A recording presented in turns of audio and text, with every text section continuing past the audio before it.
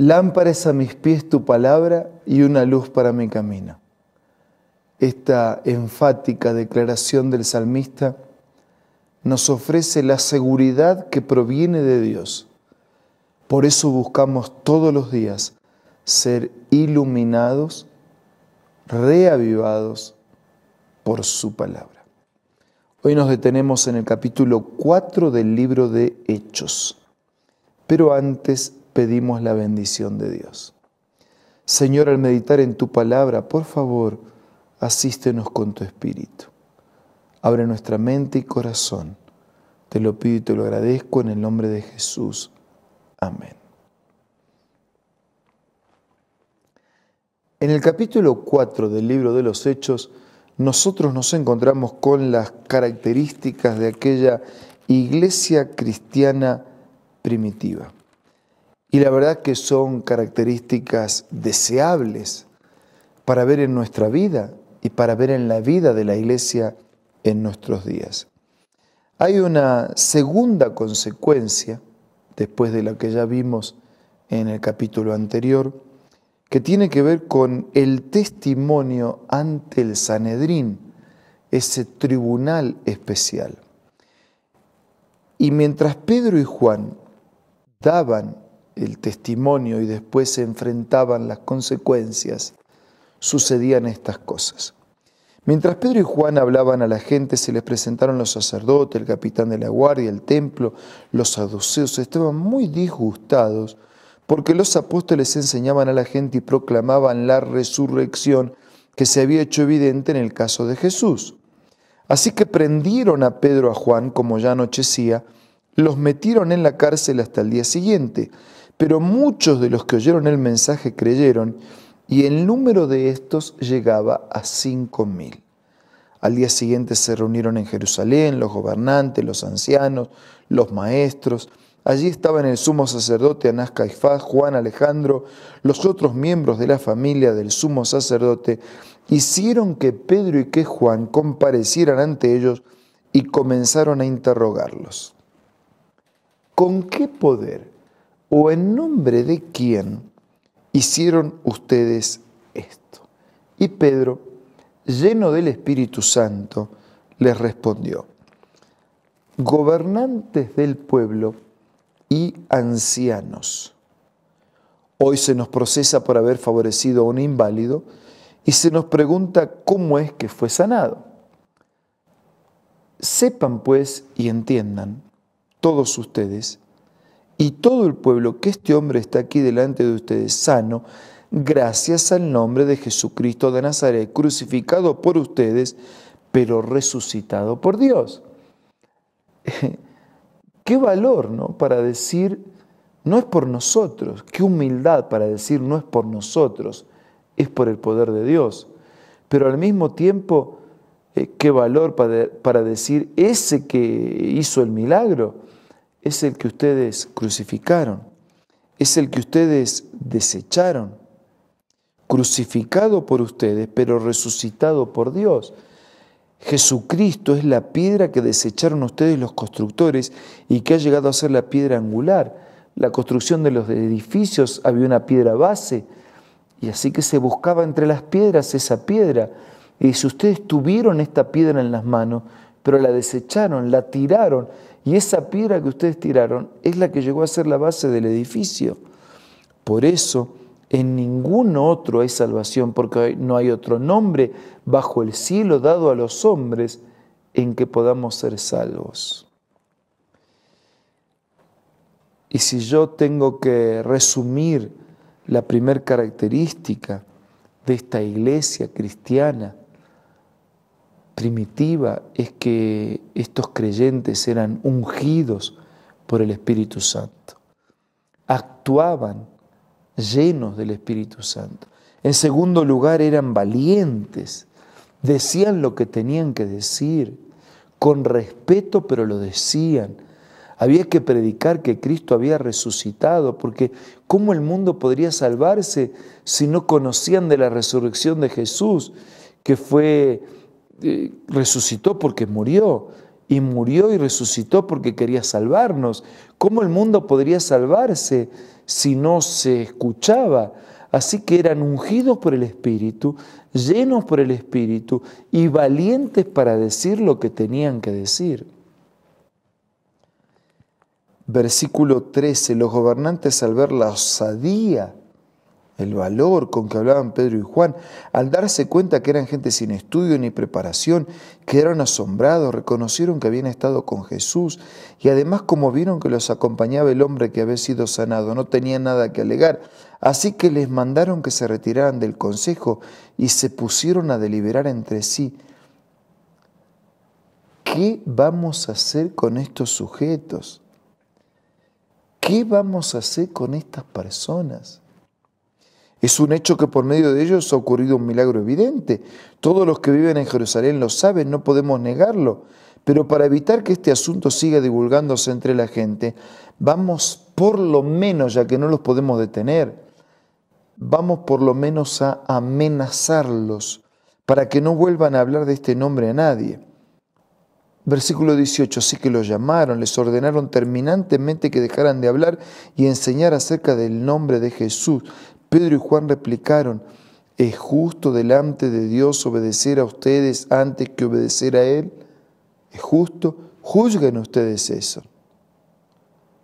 ¿Qué harían ustedes? No sé, pero yo les voy a contar lo que nosotros hemos decidido hacer. Nosotros no podemos dejar de hablar lo que hemos visto y oído. Así que después de estas nuevas amenazas, los dejaron irse por causa de la gente, no hallaban manera de castigarlo. Todos alababan a Dios por lo que habían sucedido, pues el hombre que había sido milagrosamente sanado tenía más de 40 años.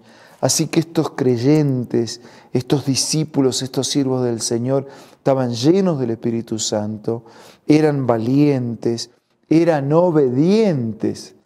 No los pudieron meter presos, los amenazaron. Mire, le vamos a hacer un favor, una gauchada. Está bien, váyanse, pero no hablen más. No, nosotros no le vamos a hacer caso a ustedes, nosotros vamos a obedecer a Dios.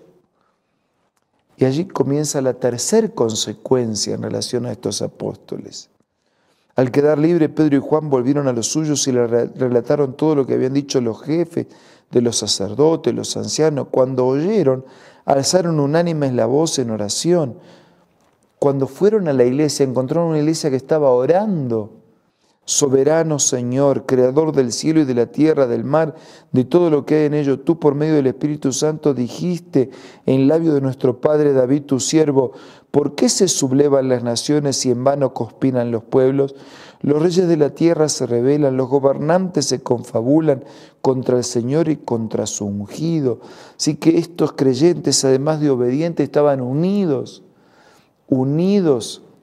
en oración. Eran dependientes, que llenos del Espíritu Santo, valientes, obedientes, unidos, dependientes.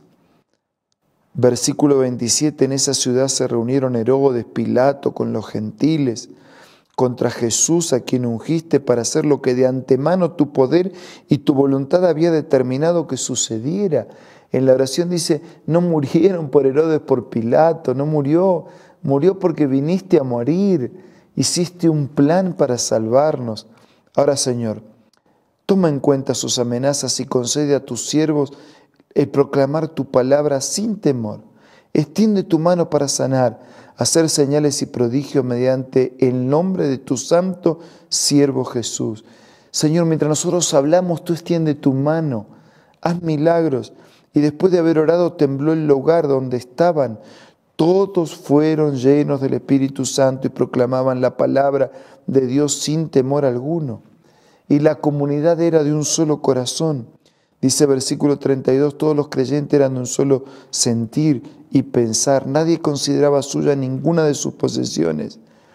Los apóstoles con poder seguían dando testimonio de la resurrección del Señor. La gracia de Dios se derramaba abundantemente sobre ellos. No había necesidades en la comunidad. Compartían sus propiedades, sus bienes. Y ahora comienzan dos historias. Una de José, versículo 36, y otra de Ananías, ya en el capítulo 5. Y de esas dos historias vamos a continuar hablando en el día de mañana.